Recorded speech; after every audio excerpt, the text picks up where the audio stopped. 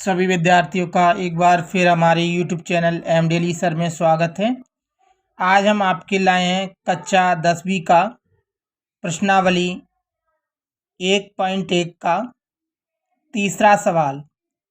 अभाज्य गुणनखंडन विधि द्वारा निम्नलिखित पूर्णांकों के HCF और LCM ज्ञात कीजिए। नंबर 1 है 12, 15 और 21 का। 2 है 17, 23 और 29 का। तीसरा हम देखेंगे 8, 9 और 25 का। चलिए देखिए, हम इन तीन सवालों के अभाज्य गुणनखंड विधि से HCF और LCM निकालेंगे। सबसे पहले हम देखेंगे नंबर 1 सवाल। 12, 15 और 21।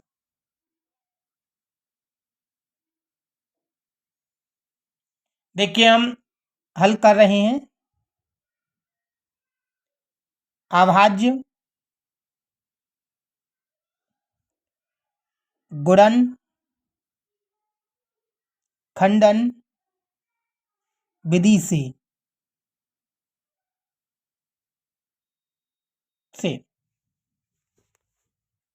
सबसे पहले हम यहाँ पर 12 को लेते हैं और 12 के फैक्टर निकालते हैं। इसी प्रकार हम यहाँ पर 15 को लेंगे और 15 के फैक्टर निकालेंगे। इसी प्रकार हम यहाँ पर 21 को लेंगे और 21 के फैक्टर निकालेंगे।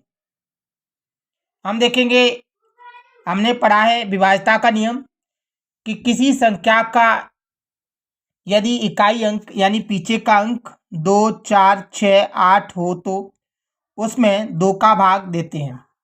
हम देखेंगे इसका इकाई अंक 2 है यानी पीछे का अंक 2 है, अर्थात इसमें 2 का भाग जाएगा। 2 का भाग इसमें देंगे तो 2 छिंग 12। हम देखेंगे ये 6 है तो इसमें भी 2 का भाग देंगे, 2 तिया 6। हम देखेंगे अब 3 आया, 3 एक अभाज्य संख्या है, अर्थात इसमें एक 3 का ही भाग जाएगा एक बार। अब हम देखेंगे 15 को। पीछे 5 है, सबसे पहले हम 3 का भाग देंगे, 3 का नहीं जाएगा तो 5 का देंगे। तो हम इसमें अब 3 का भाग देते हैं। 3 पंजे 15। 5 एक अभाज्य संख्या है इसलिए 5 का ही भाग दें, 5 एकम 5। हम देखेंगे 21, इसका इकाई अंक 1 है। हमने पढ़ा है कि जिस संख्या का इकाई अंक 1, 3, 7, 9 हो तो उसमें सबसे पहले 3 का भाग दिया जाता है। 3 का ना जाए तो 7 का, 7 का ना जाए तो 11 का, 11 का ना जाए तो 13 का। इसी प्रकार हम अभाज्य संख्याओं के भाग देते चले जाते हैं। सबसे पहले हम इसमें 3 का भाग दे रहे हैं। 3 सत्ते 21। 7 7 एक अभाज्य संख्या इसलिए 7 में 7 का ही भाग देंगे, अर्थात हमारा एक बार गया। यहाँ पर हम देख सकते हैं, अब सबके यहाँ पर हम गुणनखंड लिख रहे हैं। तो 12 के देखिए गुणनखंड है हमारे पास 2 इंटू 2 इंटू 3। नीचे हम देखेंगे 15 के गुणनखंड हमारे पास हैं 3 इंटू 5। और अगर हम 21 के गुणनखंड देखें तो हमारे पास हैं 3 इंटू 7। अब हम देखेंगे, हमें इसका HCF और LCM निकालना है। सबसे पहले हम HCF निकालेंगे। HCF का मतलब हाईएस्ट कॉमन फैक्टर यानी MSA, महत्तम समापवर्तक। देखिए मतलब इनमें सब में कॉमन, तो कॉमन देखेंगे हम 3, 3, 3। हम देखेंगे सभी संख्याओं में जो कॉमन गुणनखंड है वो 3 है, केवल 3, 3, 3। तो हम देखेंगे इसका आंसर हमारा 3 हो गया HCF। अब हम इसी प्रकार देखेंगे LCM का फुल फॉर्म होता है लोवेस्ट कॉमन मल्टीप्लाई। हिंदी में से लासा लघुत्तम समापवर्त्य बोलते हैं। अब हम देखेंगे इसका LCM। सबसे पहले हम वह संख्या लेते हैं जो कॉमन हो, तो तीनों में कॉमन देखिए 3 है इसलिए हम 3 ले लेंगे। अब जो कॉमन नहीं है, 2 कॉमन नहीं है, अर्थात हम 2 लेंगे। 2 भी कॉमन नहीं है, इसको भी 2 को ले लेंगे। ये 5 भी कॉमन नहीं है, अर्थात ये भी ले लेंगे। और ये 7 भी कॉमन नहीं है, अर्थात 7 भी ले लेंगे। अब हम सबका मल्टीप्लाई करेंगे। 35, 7 का अगर 5 से गुणा करेंगे तो 35 हो जाएगा। 35 दूनी 70 होता है, 70 दूनी 140 होता है। अगर 140 का 3 से गुणा करेंगे तो देखिए 140 का गुणा कर रहे हैं हम 3 से, तो 140 का 0 यहाँ रख दीजिए और 14 का गुणा 3 से कीजिए। 14 तिया 42, 14 एकम 14, 14 दूनी 28, 14 तिया 42 यानी 42। हमारा आंसर आ गया 420। अर्थात हम देखेंगे यही हमारा आंसर है। हम अतः लिख सकते हैं इस सवाल का। अतः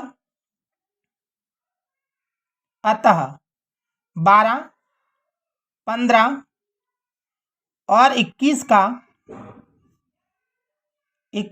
का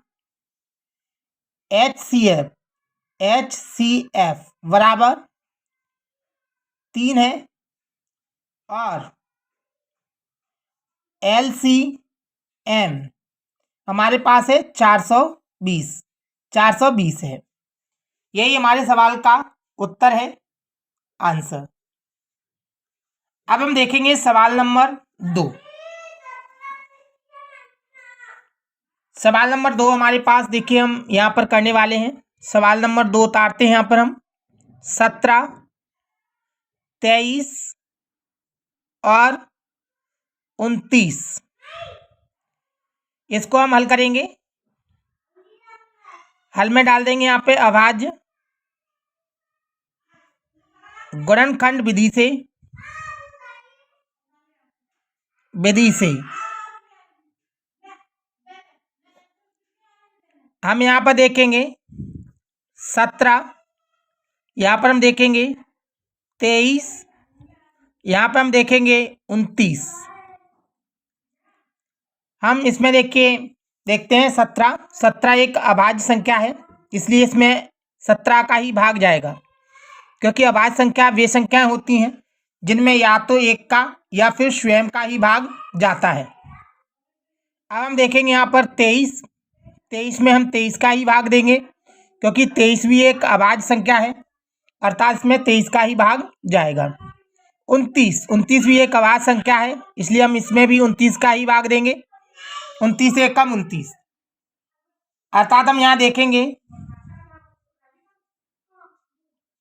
17 के गुणनखंड देखेंगे हम तो केवल 17 है।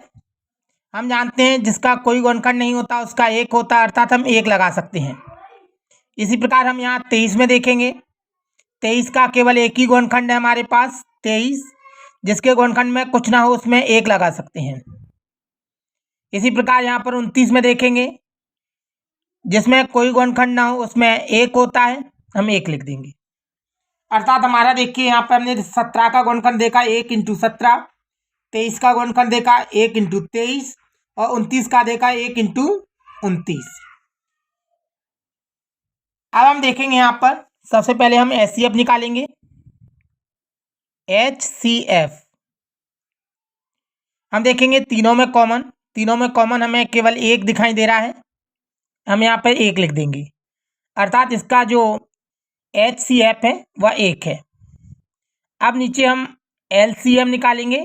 LCM हमने देखा तीनों में कॉमन 1 है, इंटू 17 किसी में कॉमन नहीं है, फिर भी ले लेंगे यहाँ पर।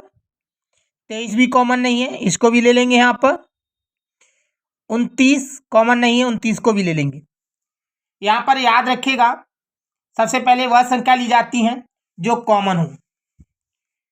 पहले देखी जाती है एलसीएम में कि तीनों में कॉमन हो, फिर अगर जो तीनों में कॉमन है उन संख्या को लिखिए एक उनमें से, और फिर हम देखेंगे जो 2 में भी अगर कॉमन हो उसे भी लिख लेते हैं। फिर लास्ट में हम देखते हैं कि जो किसी में भी कॉमन नहीं होती फिर उन्हें भी संख्याओं को लिखा जाता है और फिर सबका मल्टीप्लाई किया जाता है। चलिए हम करते हैं। 29 का गुणा हमें 23 से करना है और जो आंसर आएगा उसका हमें 17 से गुणा करना है और 17 से जो गुणा आएगा उसका 1 से। लेकिन 1 से हम किसी संख्या का गुणा करेंगे तो वही की वही संख्या आती है, इसलिए आप डायरेक्टली गुणा कर सकते हैं। चलिए देखिए, मैं डायरेक्टली इसका गुणा करके दिखा रहा हूं आपको। इसका गुणा आएगा 11,339, अर्थात हम यहाँ पर अतः लिख सकते हैं। अतः 17, 23 और 29 का HCF 1 है और LCM 11, 33, 9 है। यही हमारे सवाल का उत्तर है। देखिए, आपको ये दोनों सवाल अच्छी तरह समझ में आए हैं। तो ये तीसरा सवाल जो दिया गया है 8, 9 और 25, ये आपको स्वयं करके बताना है और हमें बताना है कि आपको ये सवाल कैसा लगा। अगर आप हमारे यूट्यूब चैनल पर नए हैं तो हमारे यूट्यूब चैनल को सब्सक्राइब करें और शेयर करें और वीडियो को लाइक करें। और अगर आपने ये सवाल जो कर ली हैं तो आप हमें कमेंट करके ज़रूर बताएं कि आपको ये सवाल कैसे लगे और आपको कैसे समझ में आए। अगर नहीं आए हैं, अगर आपको कोई दिक्कत आ रही है तो आप हमें कमेंट करके भेज सकते हैं। हम कोशिश करेंगे आपको और भी अच्छा तरीके से समझा सकें। हमारा वीडियो देखने के लिए आपका बहुत बहुत धन्यवाद। थैंक्स।